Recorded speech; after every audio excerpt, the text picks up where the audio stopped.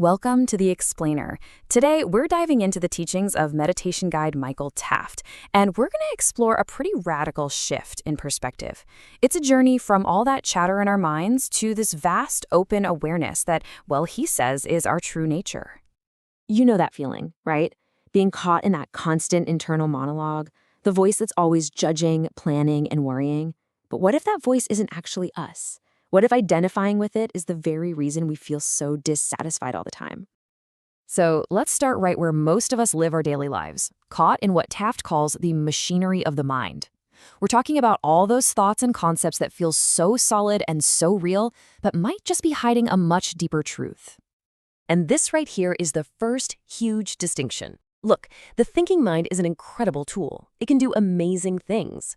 But so often, we make the mistake of living inside the toolbox. We think we are the hammer instead of the person who uses it.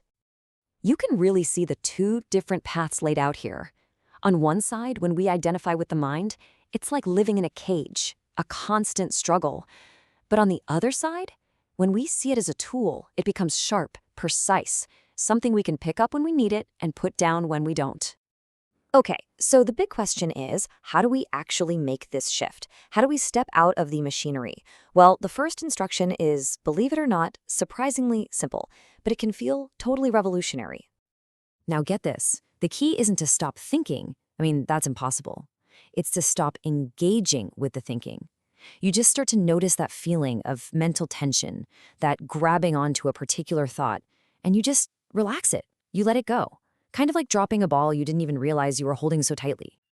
Yeah, the thoughts can just keep flowing, like a stream, but you don't have to jump into the water and get all tangled up in them. In fact, trying to fight your thinking is it's just more thinking. The real move here is to simply not get involved in the fight in the first place. Because something really interesting happens when we're not so locked into that machinery of thought. Something else becomes available to us, something that, turns out, has been there the entire time. This is what Taft calls open presence. And here's the thing, it's not something you create or build. It's the natural state of your awareness when it's not being squeezed by thought. It's like the vast open sky, and the thoughts, they're just clouds passing through.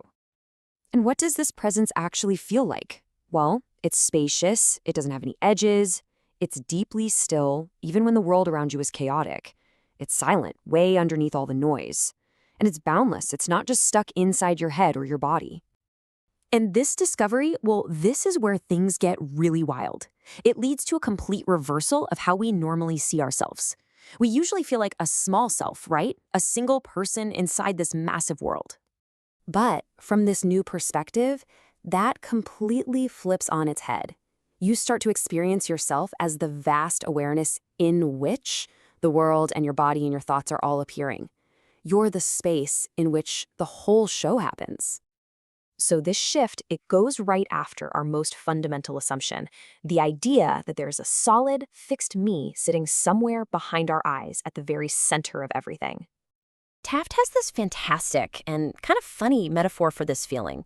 We think of ourselves as a can of Spam, this solid, separate object that the world happens to. But if you actually check your direct experience, like right now, is that what you find? So this is an invitation to look for that central self, not to think about it, but to actually look directly. In this very moment, who or what is actually having this experience? Or try this one, without overthinking it, just look. Where is your mind? Can you find its edges? Can you point to its center? When you really try to look for it, can you actually pin it down in one specific place? The funny thing is, the more you look, the more you realize there's no fixed center there. It's a process, it's a feeling, a habit of thought, but it's not a concrete thing you can find. It is, as Taft says, totally unpin-downable. Okay, so this is all very deep, but what does it mean for our messy, complicated day-to-day lives? It doesn't mean we just float away on a cloud. It actually means we get to practice this kind of radical inclusion, where absolutely nothing is left out. The entire practice can kind of be boiled down to this one simple but incredibly powerful shift in attitude. Whenever anything comes up in your experience, good, bad, ugly, instead of resisting it, you just meet it with this phrase. A difficult emotion comes up, this is it too. A painful sensation in your body? This is it too. Even a repetitive, horrible thought? That's it too. It's all allowed to be part of the whole. It's all just happening in this boundless awareness. Nothing gets rejected, everything belongs. And this, right here, leads to this profound sense of liberation. The moment you drop that deep belief that you are a small, solid, separate thing, you're free. You're out of the prison of that limited identity. And so, that's the final thought we'll leave you with. To chew on, what if your true nature isn't the main character in the story of your life, but the boundless, aware space in which the entire story is unfolding?